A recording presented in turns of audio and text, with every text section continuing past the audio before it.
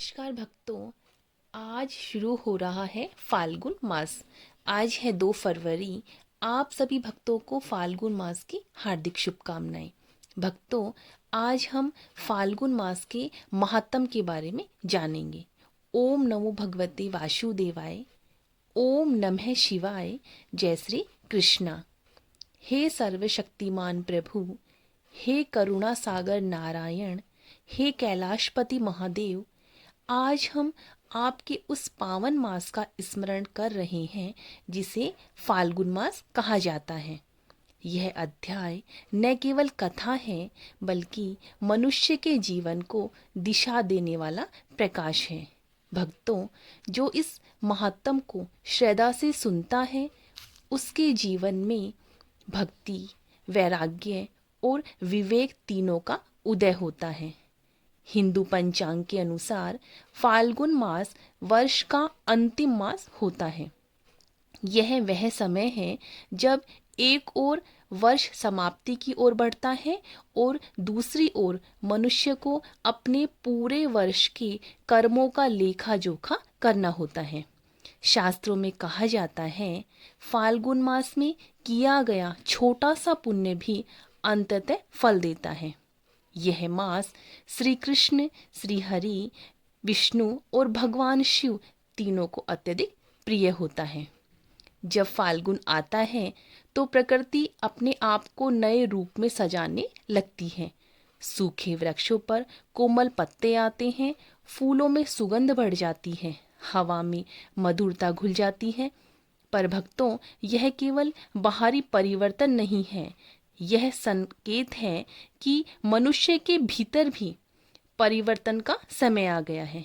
जैसे वृक्ष पुराने पत्ते छोड़ते हैं, वैसे ही मनुष्य को अपने पुराने पाप, अहंकार और मोह छोड़ देने चाहिए। पुराणों में वर्णित आता है कि देवता भी फाल्गुन मास की प्रतीक्षा करते हैं।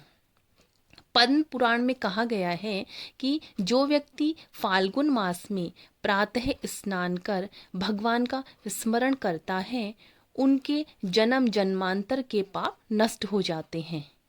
फाल्गुन मास में दान का फल बढ़ जाता है, जप शीघ्र सिद्ध हो जाते हैं, व्रत सरल होते हैं और प्रभु शीघ्र प्रसन्न होते हैं। भक्तों, फाल्गुन मास केवल उत्सव का समय नहीं, यह आत्मचिंतन का काल है। इस मास में मनुष्य को स्वयं से पूछना चाहिए, मैंने अपने माता पिता का कितना आदर किया, मैंने सत्य का कितना पालन किया, मैंने प्रभु को कब कब याद किया और कब केवल संसार में ही उलझा रहा। यह प्रश्न मनुष्य के हृदय को झंझोर देते हैं। इसीलिए कहा जाता है, फाल्गुन मास मनुष्य को भीतर से बदलने वाला मास है। भक्तों, फाल्गुन मास में महाशिवरात्रि का पावन पर्व आता है। यही वही रात्रि है जब भगवान शिव ने संपूर्ण सृष्टि को ज्ञान और वैराग्य का मार्ग दिखलाया। इस मास में शिव पूजन करने से अहंकार नष्ट होता है, मन शांत होता है और जीवन में स्थिरता आती है। शास्त्र कहते हैं, फाल्गुन मास में शिव नाम जपने से मनुष्य भव सागर से पार हो जाता है। फाल्गुन मास श्री कृष्ण को अत्यंत प्रिय है। इस मास में रास, प्रेम और भक्ति अपने चरम पर पहुंचते हैं।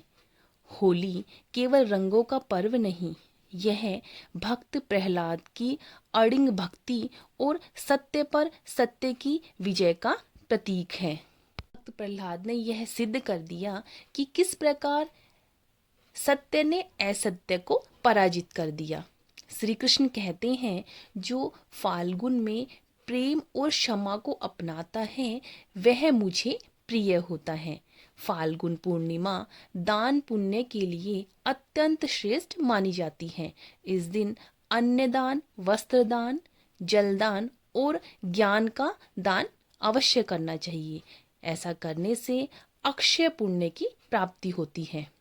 कहा जाता है, फाल्गुन पूर्णिमा का दान हजारों यज्ञों के बराबर फल देता है। भक्तों, यदि हम इस पावन मास को सही प्रकार से जी लें तो जीवन की दिशा बदल सकती है। इस मास में प्रातः जल्दी उठें, स्नान कर प्रभु का स्मरण करें, किसी भूखे को भोजन दें, किसी दुखी को सांत्वना दें और किसी से बैर नहीं रखें। यही फाल्गुन मास का सच्चा पालन है। यह प्रथम अध्याय हमें यही सिखाता है। फाल्गुन मास केवल पर्वों की सूची नहीं, यह आत्मा की शुद्धि का अवसर है। जो इस मास में झुकना सीख ले, क्षमा करना सीख ले और प्रभु को हृदय से पुकार ले, उसका जीवन धन्य हो जाता है। तो यदि फाल्गुन मास आपके मन में थोड़ा सा भी वैराग्य जगा दे तो समझ लीजिए प्रभु की कृपा प्रारंभ हो चुकी है। जय श्री कृष्ण, हर हर महादेव। भक्तों, हम इस फाल्गुन मास के महत्व को इस कथा के द्वारा समझते हैं। पापी से भक्त बनने की कहानी। बहुत समय पहले की बात है। एक नगर था धर्मपुर। वहाँ एक व्यक्ति रहता था, कुलदीप। धन था, वैभव था, लेकिन भक्ति बिल्कुल नहीं थी। वह गरीबों का मजाक उड़ाता, मंदिरों को व्यर्थ समझता, होली को केवल नशे का पर्व मानता था। फाल्गुन आया, होली आई, लेकिन उसके घर शांति नहीं आई। उस रात नगर में होली का दहन हो रहा था। लोग हंस रहे थे, लेकिन कुलदीप का मन रो रहा था। उसी रात उसने एक सपना देखा। स्वप्न में भगवान श्री कृष्ण प्रकट हुए। नेत्रों में करुणा थी, स्वर में पीड़ा थी। कुलदीप, यह फाल्गुन तुझे हंसने नहीं, रोने के लिए दिया गया है। कुलदीप घबराकर उठ बैठ गया। सुबह होते ही वह मंदिर गया। पहली बार आंखों से आंसू बहे। हे प्रभु, मैंने जीवन व्यर्थ कर दिया, मुझे क्षमा करो। उसने सोमवार को शिव पूजन किया। होली के दिन रंग नहीं, आंसू चढ़ाए।